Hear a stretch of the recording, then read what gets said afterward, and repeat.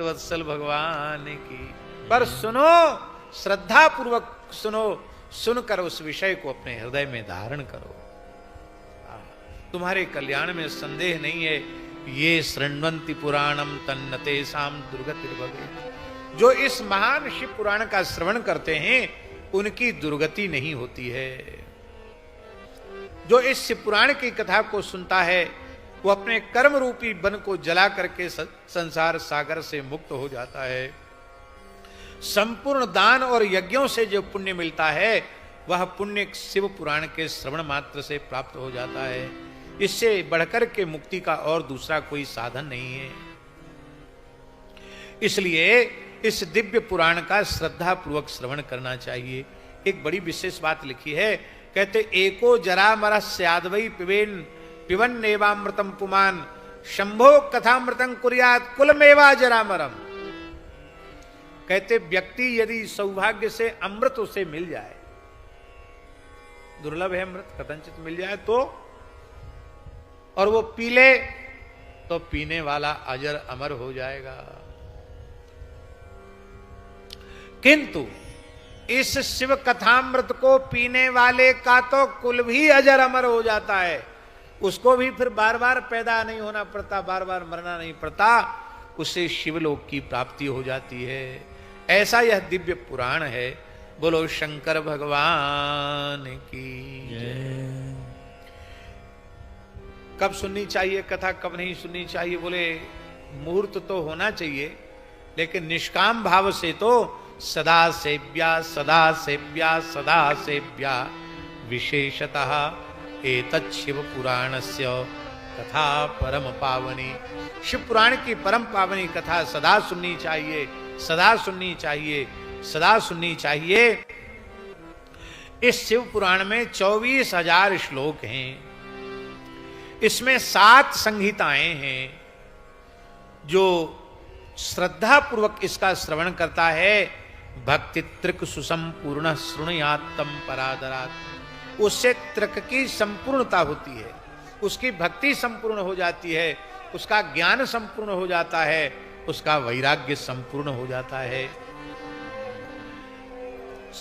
गिनती करो, सबसे पहले विद्येश्वर संहिता है, दूसरी रुद्र संहिता है, तीसरी शतरुद्र संहिता है, चौथी कोटि रुद्र संहिता है, पांचवी उमा संहिता है, छठी कैलाश संहिता है और 7वीं वायवीय संहिता है। इस प्रकार से 7 संहिताएं इसमें हैं और 7 संहिताओं से युक्त यह दिव्य शिव महापुराण है। यह साधकों को उत्कृष्ट गति प्रदान करने वाला है। जो संपूर्ण पुराण का पाठ करता है वो तो जीवन मुक्त हो जाता है। जब तक शिव पुराण का श्रवण नहीं किया है तब तक उसे संसार चक्र में भटकना पड़ता है।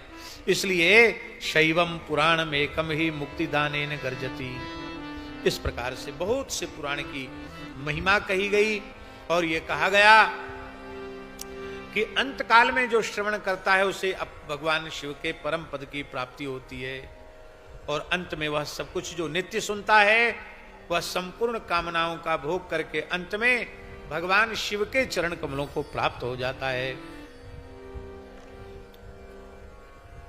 ये और लिखा है, कुछ दान पुण्य न कर पावे, एक बढ़िया पाट माने होता रेशम, शुद्ध रेशम के वस्त्र से यदि पोथी को आवेष्टित कोई कर देता है, इससे शिव पुराण का सत्कार हो जाता है और इतने से वह सुखी हो जाता है। ये शिव पुराण निर्मल शैवों का सर्वस्व है, इसलिए श्रद्धा पूर्वक इसका श्रवण करना चाहिए। धर्म अर्थ काम मोक्ष चारों पुरुषार्थों की प्राप्ति इसके श्रवण मात्र से हो जाती है। इसलिए ऐसे शैवम पुराण मिदमात्म विदाम वरिष्ठम सेव्यम सदा परम वस्तु सताम समर्च्यम तापत्रयाविशमनम सुखदम सदैव प्राण प्रियम विधि हरीश मुखामराणाम। ये ब्रह्मा विष्णु महेश आदि देवताओं को ये प्राणों से भी अधिक प्रिय है।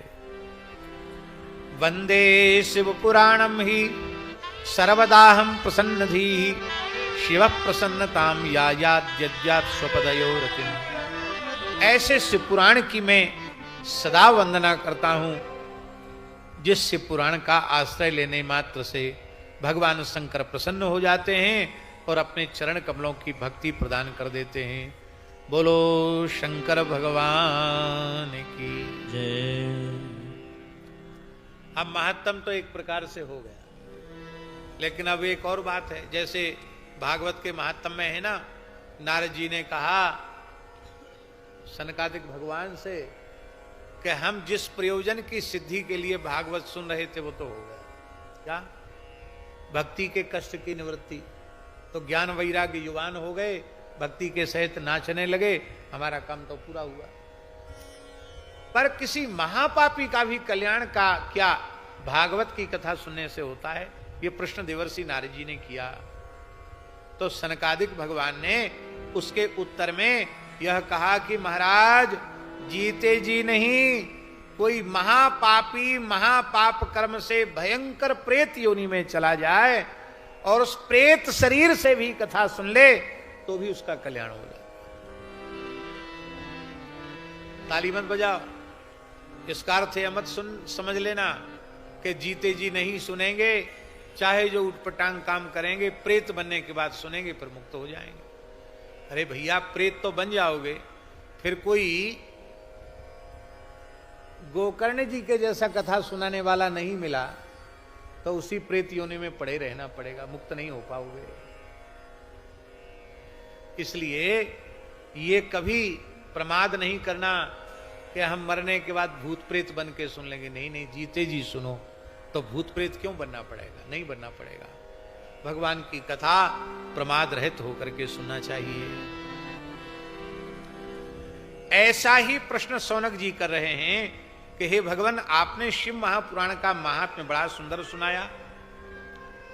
यह कथा पापनाशनी है, मन को पवित्र करने वाली है, शिव जी को प्रसन्न करने वाली है। भगवान, ये बात तो हमारी समझ में आ गई है, लेकिन के विशुद्ध्यन्त्यनया कथया पापिन कलौ बदतान कृपया सूतो कृतार्थम भुवनं कुरु।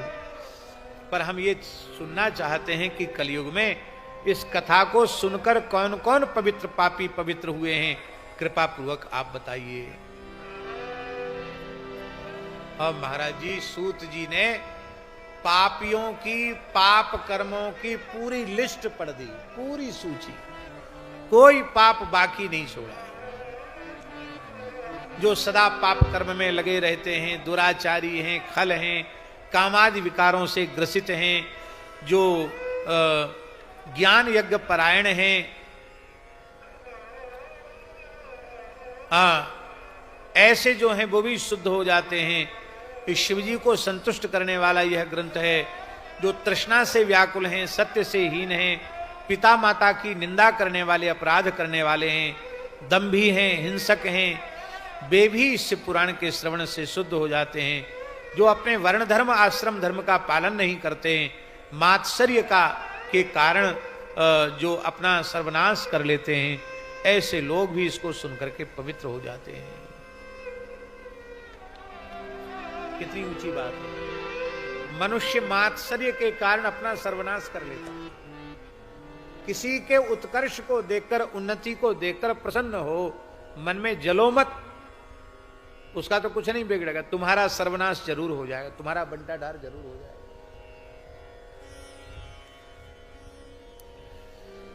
जो छल छद्मकारी हैं, क्रूर हैं, निर्दय हैं, वे भी इस ज्ञान यज्ञ से पवित्र हो जाते हैं।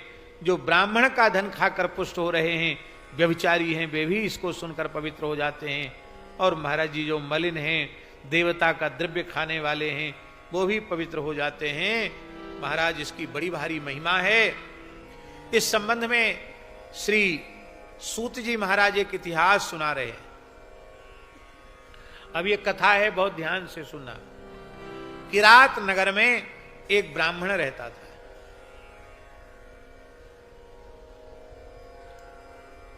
ब्राह्मण कैसा था? बोले ब्राह्मणो ज्ञान दुर्बला, ज्ञान दुर्बल था।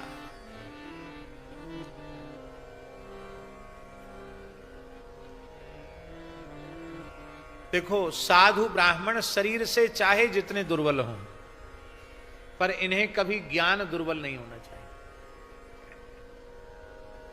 शरीर भली अस्थि मात्र हो जाए कोई बात नहीं, अस्थि मात्र हो ही रेहू शरीरा तदप मनाग मनई नहीं पीरा, किंतु ज्ञान दुर्बल नहीं होना चाहिए। ब्राह्मण के लिए सबसे बड़ा भारी दुर्भाग्य है उसका ज्ञान दुर्बल होना, उसमें ज्ञान न होना। ये ब्राह्मण के लिए सबसे दुर्भाग्य की बात है। ज्ञान दुर्बल था ये ब्राह्मण, दरिद्र था, रस बेचने वाला था, रस विक्रेता। अब तो ब्राह्मण भी व्यापार कर रहे हैं, आपद धर्म है, किसी को मना नहीं है, मना करने से होगा क्या। भौतिक युग है, अर्थ प्रधान युग है।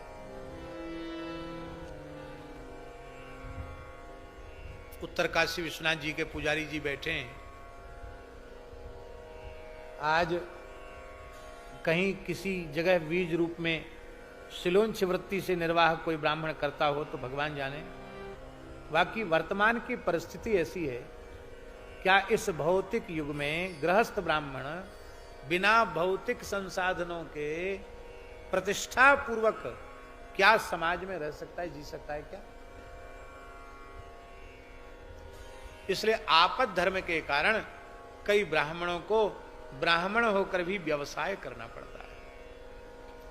पर बहुत ध्यान से सुने, ब्राह्मण के लिए तो केवल ब्राह्मण वृत्ति ही उचित है, उसके व्यापार उचित नहीं है। उसके लिए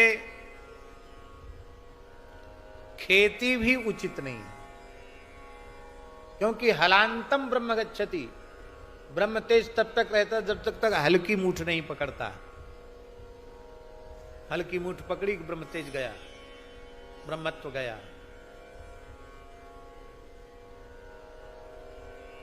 कुछ कठोरता नर गोवंश के प्रति करता ही है, बैल के प्रति कुछ करता ही है, बैल के प्रति कुछ न कुछ कठोरता करता है। हल जोतने में भी अब दाएं कर रहा है बैल, मुंह पे मुसीका बंधा हुआ है, न बोल सकता, प्यासा है तो न पानी मांग सकता, और मुंह पर मुसीका बांध दिया, उसी के ऊपर चल रहा है, खा नहीं सकता एक ग्रास। तो वृषभ जो है वो धर्म का स्वरूप है, और ब्राह्मण भी धर्म का स्वरूप है। वो ब्राह्मण वृषभ का धर्म रूप वृषभ का तिरस्कार करे, इससे ब्राह्मण का ब्रह्म तेज नष्ट होता है। इस कारण से गोवंश के प्रति सुसूक्ष्म अपराध भी कम से कम ब्राह्मण के द्वारा न बने, इसके लिए शास्त्रों में ब्राह्मणों को खेती करना मना, व्यवसाय करना मना।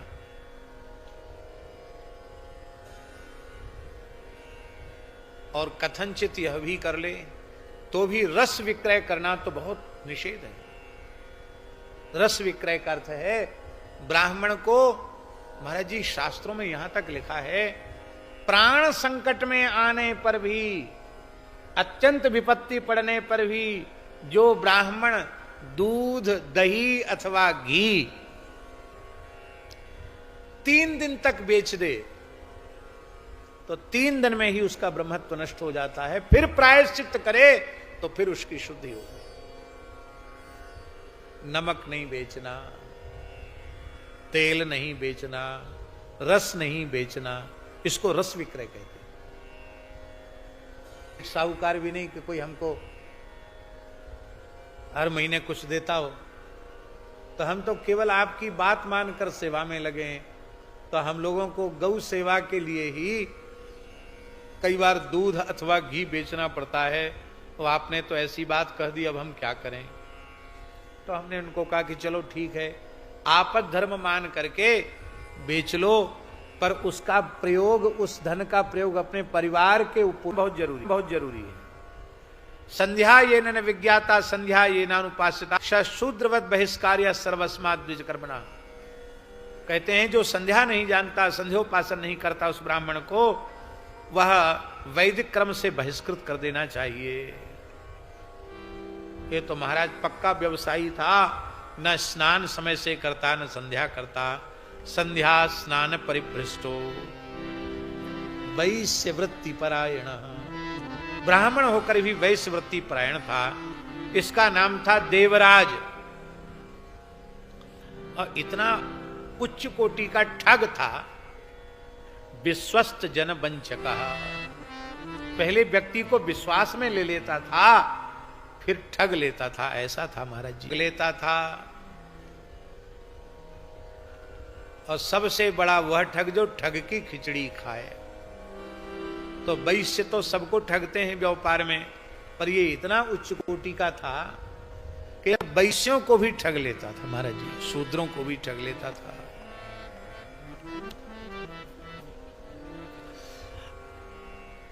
धन की प्राप्ति यदि संभव हो जाए,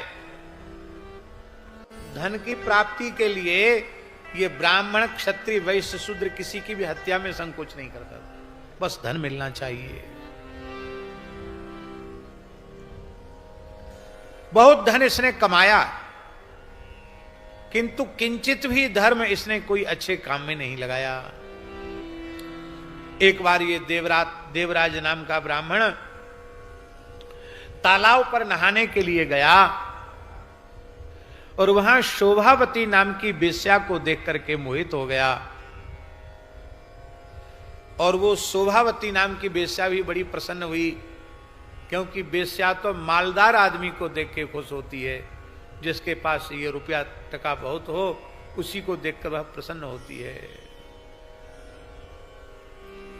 अब व्यक्ति क्या करता है, बहुत ध्यान से सुनो। व्यक्ति अपने खून पसीने की कमाई उसको देता है।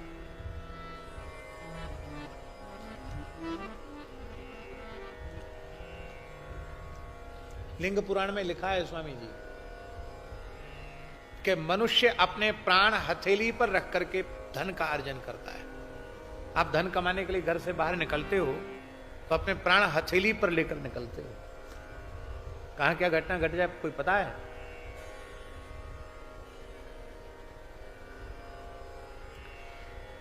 इसलिए किसी के धन का हरण करने वाला वह प्राण हरण करने वाला है।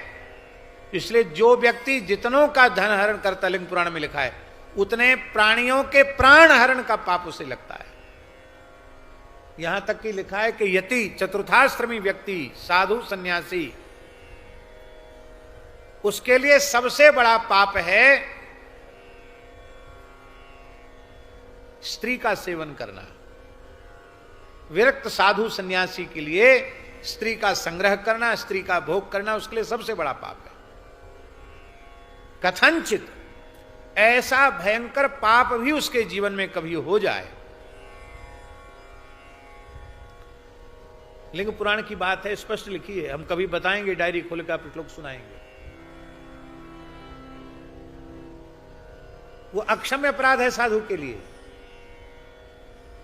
पर उस पाप का प्रायश्चित संभव है यदि साधु से ऐसा पाप बन जाए तो। लेकिन यदि साधु होकर, सन्यासी होकर कोई धन चुरा लेता है, किसी का धन ठग लेता है, तो भगवान शिव कह रहे हैं कि उसके उस पाप का, चोरी के पाप का प्रायश्चित नहीं है, उस यति को नरकों में जाना ही पड़ेगा। क्योंकि जितने मनुष्यों का उसने धन हरण किया है, उतने मनुष्यों के प्राण हरण का पाप उसको लगा हुआ।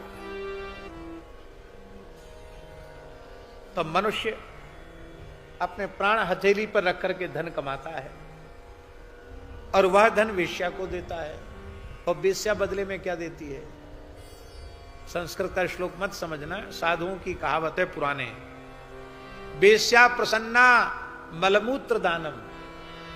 वेश्या प्रसन्न होती तो मलमूत्र देती है। राजा प्रसन्नो गजवाजी दानम, राजा प्रसन्न होकर हाथी घोड़ा देता है।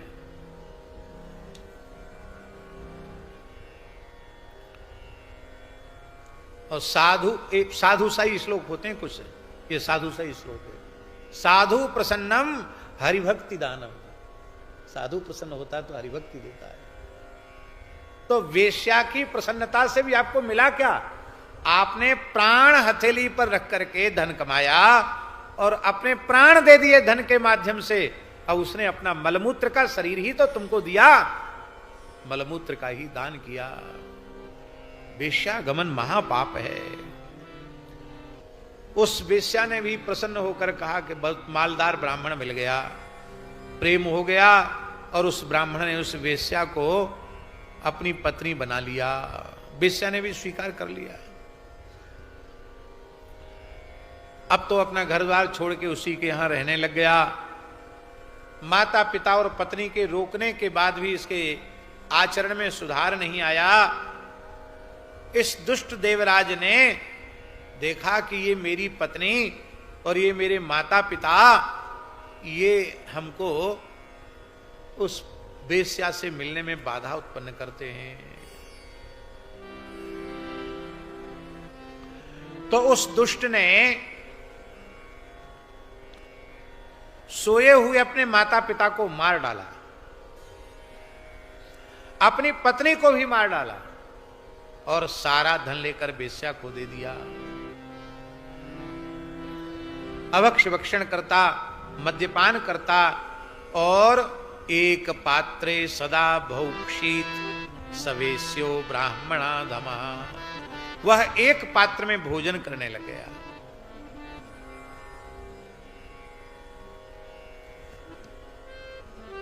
आजकल एक परंपरा चल पड़ी है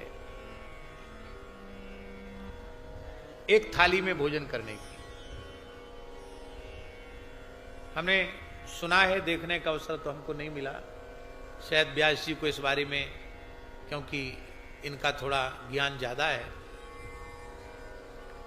हमने ऐसा सुना है लोगों से कि अब जो शिक्षित या सभ्य लोग हैं उनके यहां अब पति पत्नी एक साथ बैठकर खाना ये फैशन हो गया। ऐसा है?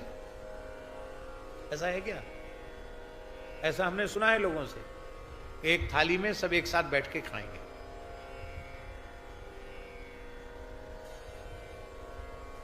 पत्नी के साथ, स्त्री के साथ एक पात्र में भोजन करना धर्म शास्त्र की दृष्टि से अति निषिद्ध कर्म है।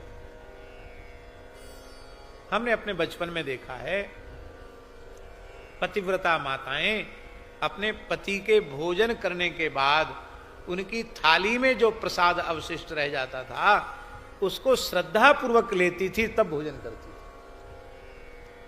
पति के भोजन करने के बाद ही भोजन करना, सहभोजन हमारे यहां विहित नहीं है, विज्ञान की दृष्टि से भी विहित नहीं है। पता नहीं किस मनुष्य को कैसे कीटाणु, कैसे रोगाणु है। अभी कोरोना आया था, सब लोग पुराने युग में चले गए, सब नमस्कार करने लग गए, कोई किसी से हाथ नहीं मिला रहा था कोरोना में। नाम नहीं बताएंगे, एक भागवत के विश्व प्रसिद्ध वक्ता ने हमसे कहा, महाराज पूरे जीवन कथा कहीं वैराग्य नहीं हुआ, कोरोना ने थोड़ी देर के लिए वैराग्य जगा दिया। कैसे? बोले हमारी ब्राह्मणी थाल लगाकर भोजन का, और जिस कमरे में हम क्या थे उसको क्या कहते थे? क्वारंटाइन। जिस कमरे में हम थे वो कमरा जब खुलता था तो मुंह पे मास्क लगा के पत्नी आती, ऐसा मुंह करके कहीं भीतर घुस ना जाए कोई कीटाणु। वृंदावन की बात है। अब वो थाली ऐसे धक्का देती, खर्र से थाली भीतर चली जाती, कुछ इधर उधर छलक भी जाता, दाल साग तो छलकेगा, लेकिन क्या करें, ऐसे अपमान और तिरस्कार पूर्वक मुझे भोजन करना पड़ा। पर मैं अपनी ब्राह्मणी को चाहकर भी कुछ नहीं बोल सका कि भली भगवान, मैंने इतना बड़ा भवन बनाया, इतनी सारी व्यवस्था मैं जुटाता हूं और तू किस तरह से थाली फेंक करके मुझे भोजन दे रही है। ऐसे क्या करें महाराज, कोरोना कोरोना बैराग्य रहा, फिर ठंडा पड़ गया, बैराग्य रहा। क्यों ऐसा हो रहा था? क्योंकि कोरोना के कीटाणु किसी दूसरे में संक्रमित ना हो जाए। यही बात तो थी कि नहीं? संक्रमित ना हो जाए, संक्रमित व्यक्ति हमें संक्रमित न कर दे। तो जब उस काल में इतनी सावधानी थी, तो क्या आपको स्वस्थ शरीर में सावधानी रखनी चाहिए कि नहीं? आपको क्या पता कि इसके भीतर कौन से रोग का संक्रमण है? इसलिए किसी भी अवस्था में पढ़े लिखे सभ्य समाज को किसी का जूठा नहीं खाना चाहिए और एक थाली में एक साथ बैठकर भोजन नहीं करना चाहिए। इससे कोई लाभ नहीं है, हानि ही हानि है। तुम्हारे आध्यात्मिक संस्कार इससे नष्ट हो जाएंगे, प्रभावित हो जाएंगे।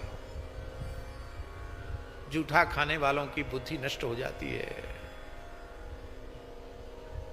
वर्तमान समय में सब एक दूसरे का जूठा ही खा रहे हैं। तो वह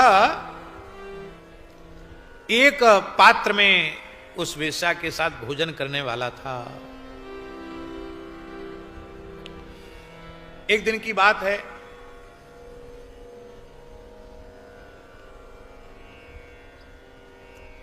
ये देवराज नाम का ब्राह्मण दैव योग से प्रतिष्ठानपुर चला गया। प्रतिष्ठानपुर जानते हो किसको कहते हैं? प्रयाग के ब्राह्मणोचित कर्म तो किया नहीं था, माता पिता और पत्नी की हत्या की थी, ब्रह्मत्व का नाश किया था, न जाने कितनी हत्याएं इसने की थी। इसे उनका श्रीअंग शोभायमान हो रहा था। और ये यमदूत इसको यमलोक ले जा रहे थे। भगवान शिव के पार्षद पहुंचे और पहले तो बड़ी मार मारी, बहुत पिटाई की यमदूतों की, और पिटाई करके उसको देवराज को छीन लिया और उसको विमान में बिठा करके कैलाश में ले जा रहे हैं। डमरूधारी जटा मुकुट सुशोभित भस्मोद्धूलित सर्वांग भगवान रुद्र के पार्षदों को देखा तो पृथ्वी पर मस्तक रख करके धर्मराज यमराज ने प्रणाम किया, विधि पूर्वक उनका पूजन किया और संपूर्ण वृत्तांत जान लिया। कुछ पूछा नहीं कि आप कैसे आए, क्या हुआ। अपनी धर्म दृष्टि से उन्होंने, दिव्य दृष्टि से सारी घटना समझ ली और शिवदूत तो देवराज को लेकर कैलाश चले गए और उन्होंने ददुः शिवाय सांबाय तम दया वारी रासये। आहा, दया के समुद्र जो भगवान शिव हैं, भगवती जगदम्बा पार्वती के सहित विराजमान थे। रुद्रगणों ने कहा, महाराज ये भेंट लाए हैं आपकी, लो आप इसको स्वीकार करो। उसको तो शिव चरण कमल की प्राप्ति हो गई। ये शिव पुराण की कथा धन्य है, इसके सुनने से देवराज जैसा महापापी ब्राह्मण भी मुक्त हो गया। ब्राह्मण क्षत्रिय वैश्य शूद्र कोई भी क्यों ना हो, इसका श्रवण करता वो मुक्त हो जाता है। देखो तो सही, इस देवराज ने ब्राह्मण क्षत्रिय वैश्य शूद्र कितने का वध किया था धन के लोभ से। अरे कहां तक कहें, अपने माता पिता पत्नी को भी मार डाला। बेश्यागामी शराबी देवराज ब्राह्मण भी मुक्त होकर शिवलोक का अधिकारी हो गया। फिर कोई धर्म सदाचार संपन्न व्यक्ति श्रद्धा पूर्वक शिव पुराण का श्रवण करे तो क्या उसके मुक्त होने में संदेह है? क्या? बिल्कुल संदेह नहीं है। श्रद्धा पूर्वक इसका श्रवण करना चाहिए। बोलो गौरी शंकर भगवान की। कितना अद्भुत चरित्र है। एक कथा हम आपको सुनावे। ये तो पुराण की कथा सुना रहे हैं। पुराण की कथा में एक सही घटित घटना आपको हम सुना रहे हैं। ओरछा गए हैं आप लोग? कोई ओरछा? स्वामी जी तो गए हैं ओरछा धाम। वहां का यज्ञ उत्सव में पूरा सेवा आप लोगों ने की थी। झांसी के पास है ओरछा। ओरछा क्षेत्र की एक घटना है। ओरछा पहले टीकमगढ़ जिले में आता था, अब निवाड़ी जिला बन गया, अब निवाड़ी जिले में आता है। तो अब वर्तमान समय के अनुसार निवाड़ी जिले के एक गांव में, जिस गांव का नाम है मुडारा, उस गांव में हमारे पूज्य गुरुदेव भक्तमाली जी के एक बहुत प्रेमी संत थे, श्री हरिराम बाबा, सिद्ध संत थे। वो उस गांव में बहुत समय तक रहे, क्योंकि वहां का जलवायु उनके अनुकूल पड़ा, तो वहां वो बहुत लंबे समय तक रहे। पहले गांव के बाहर जंगल में एक किसान का खेत था, वहां उसने ढबुआ बना दी। ढबुआ जानते हो? जंगलों में ऐसा गोल गोल ढबुआ बना देते हैं, नीचे थुम्बार होते हैं, ऊपर एक तखत बांध दिया था, उसी पर मच्छरदानी बांधी। बाबा सीढ़ी से चढ़ के उसमें चले जाते थे, दिन भर बैठे रहते। एक खपरेल मकान था, उसमें रसोई बना लेते थे और भजन करते थे। पर बरसात में थोड़ा जीव जंतुओं का उपद्रव वहां बढ़ गया, तो गांव के एक व्यक्ति ने, जो वहां रहता नहीं था, वो दूसरे टीकमगढ़ में शहर में रहता था वो आदमी, उस व्यक्ति ने अपना मकान बाबा जी को रहने के लिए दे दिया, हरिराम बाबा को रहने के लिए दे दिया। गृहस्थी बड़े चतुर होते हैं, बुरा मत मानना, आप लोग सब गृहस्थ ही हो और होना भी चाहिए चतुर। उस आदमी ने क्यों वो महात्मा जी को अपने मकान में रखा? तो उसके घर में प्रेत का उपद्रव था। बाबा जी, उसके घर में भयंकर प्रेतोपद्रव था। उस उपद्रव के कारण ही वो छोड़ के गया था। उसने सोचा सिद्ध महात्मा है, भजनानंदी संत हैं, तो रह के रह जाएंगे और हमारा घर भी ठीक हो जाएगा, भूत प्रेत के चक्कर से मुक्त हो जाएगा।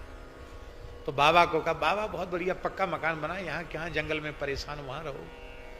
बाबा बोले सफाई करवा दो, पुताई करवा दो। बोले सब एकदम चकाचक तैयार है। बाबा वहां रहने लगे। बाबा तो बाबा थे, बड़े भजनानंदी संत थे, उनको क्या भूत प्रेत बिगाड़ लेगा, वो तो प्रेम से अपना रहते, भजन करते। अभी कुछ ही दिन रहते हुए उनको हुआ था, ध्यान से सुनो भाई, सच्ची घटना है। कुछ ही दिन रहते हुए हुआ था कि एक दिन वो संध्या के समय माला फेर रहे थे और उनके सामने सब भूत प्रेत नाचने लग गए। ओ तरह तरह के बाजे बजे, चीखें चिल्लावें, भूत भूतनी सब नाचे। बाबा बोले वाह जी वाह, ये तमाशा तो खूब है, इस घर में बहुत भूत प्रेत रहते हैं। बाबा शांत भाव से तमाशा देखते रहे, माला फेरते रहे। थोड़ी देर बाद वो दृश्य सामने से चला गया। एक भूतनी आई,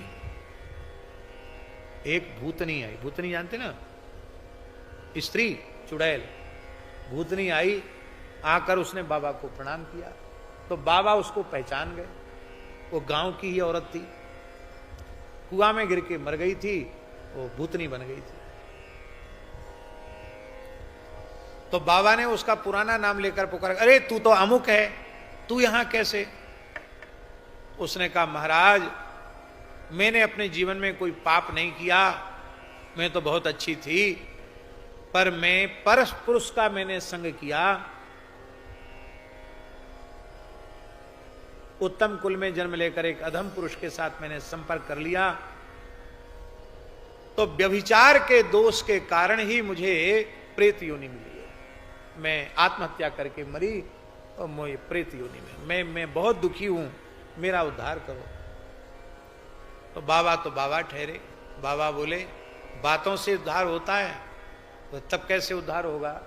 बोले यहाँ गांव के लोग बड़े बदमाश हैं, हमको आटा दाल चावल तो देते हैं, आलू नमक तो दे देते हैं, घी कोई नहीं देता है। अब पहला हमारे पास घी था वो खत्म हो गया, अब ठाकुर जी को सूखी रूखी रोटी का टिक्कड़ का भोग लगा रहे हैं और घी का तो दर्शन नहीं है। हमारे यहाँ साधु में घी को अन्न शुद्धि कहते हैं, अन्न की शुद्धि बिना घी के नहीं होती है, तो हम तो बिना अन्न शुद्धि के गुजारा कर रहे हैं, घी ले आ तो तेरा कल्याण हो जाएगा। बाबा ने बोल दिया। बाबा उससे बोले अवई लाएगी, और गांव के मुखिया की बहू पर वो चढ़ गई भूतनी। जैसी भूतनी चढ़ी कि महाराज वो बहू तो खेलने लग गई। खेलना जानते ना, भूत प्रेत का आवेश आता, खेलने लगी वो।